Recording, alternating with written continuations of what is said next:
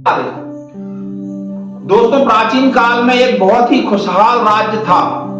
राज्य की खुशहाली इस बात में भी निहित थी कि उस राज्य में स्त्रियों को पूर्ण स्वतंत्रता प्राप्त थी। उनके अधिकारों पर किसी भी प्रकार की कोई बंदिश नहीं थी। उनके कहीं आने जाने में, किसी कार्य को करने में किसी प्रकार की कोई रोक टोक नहीं लगाई जाती थी। और जैसा कि हमारे प्राचीन साहित्य में लिखा है, यत्र नार्यस्तु पूज्यन्ते रमन्ते तत्र देवता।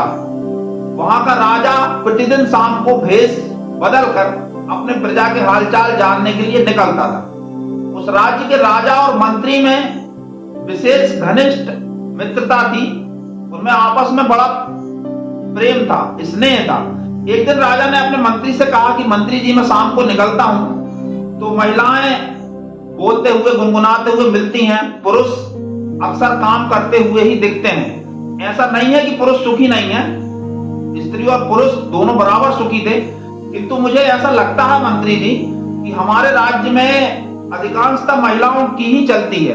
अधिकांश घरों में महिलाओं की बात ही मानी जाती है। कुछ घर ऐसे होंगे जहां पुरुषों की बात मानी जाती होगी।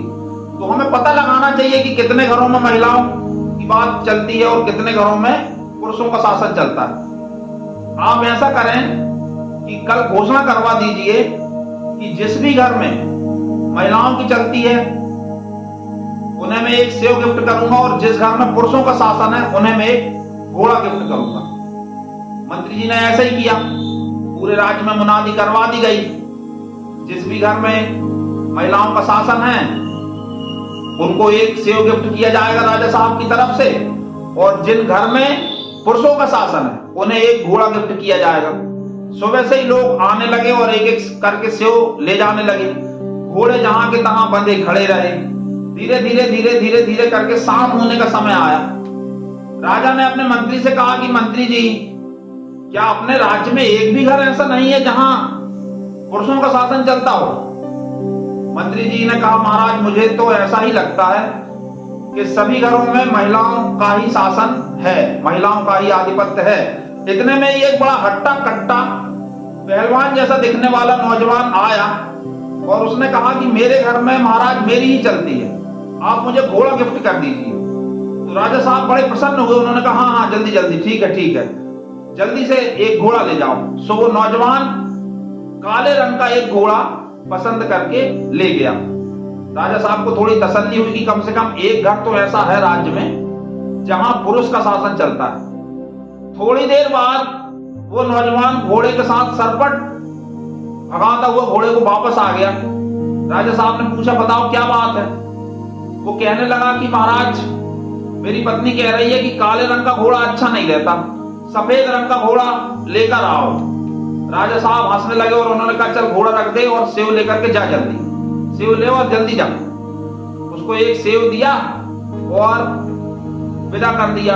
रात हो गई। राजा साहब सोने के लिए चले गए, मंत्री जी भी सोने के लिए चले गए। राजा साहब की नींद आने ही वाली थी, इतने में मंत्री जी आ गए और मंत्री जी ने आकर राजा को जगा दिया। राजा साहब उठ करके आए और उन्होंने पूछा मंत्री जी से कि क्या बात है मंत्री जी, आप इतनी रात में? तो मंत्री जी ने कहा कि महाराज, मैं ये जानना चाहता हूं कि आपने घोड़ा और सेव क्यों रखा? यदि आप अन्न और धन इस प्रकार का कुछ रखते तो हो सकता है कि कुछ पुरुष भी इसमें दिलचस्पी लेते और जिन घरों में पुरुषों की चलती है वो भी कुछ गिफ्ट लेने के लिए आते।